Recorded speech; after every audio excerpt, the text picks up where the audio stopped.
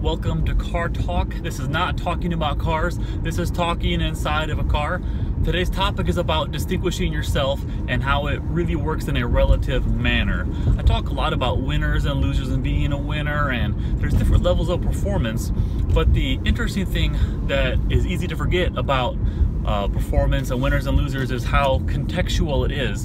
And what I mean by that is how who you're around will affect how much of a winner you are perceived to be. For example, you might be a star on your 8th grade basketball team, and then you try out for high school and everybody on the high school team was a star on their 8th grade team, and then you go to college and maybe you make that team, maybe you don't. Everybody on college basketball was a star of their high school team, and then you go pro, everybody in the pros was a star on their college team, or if they went straight to the NBA kind of thing. So each level you go to is harder to distinguish yourself. If you're going to be around different people, you don't necessarily have to be a mind-blowing ability kind of person to be the best in a group.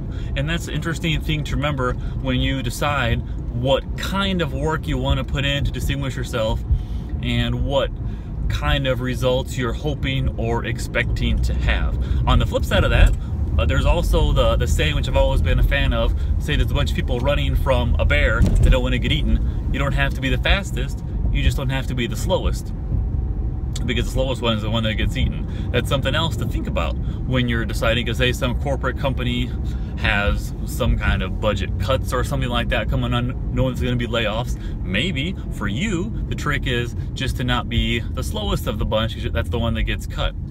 So there's all these different aspects of it. Me, personally, I compare myself to others a lot, and I strive to be the highest of the heap in the areas that are important to me.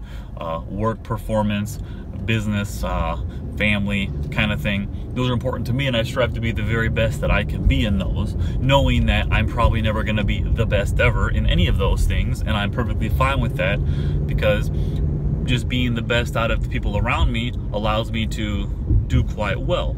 And that's how that works, and my thoughts on distinguishing yourself and how it's really contextual and relative to those around you, and the different levels you want to achieve and how they map to how you perform and the kind of work you put in. This is Car Talk, Tyler Douthit.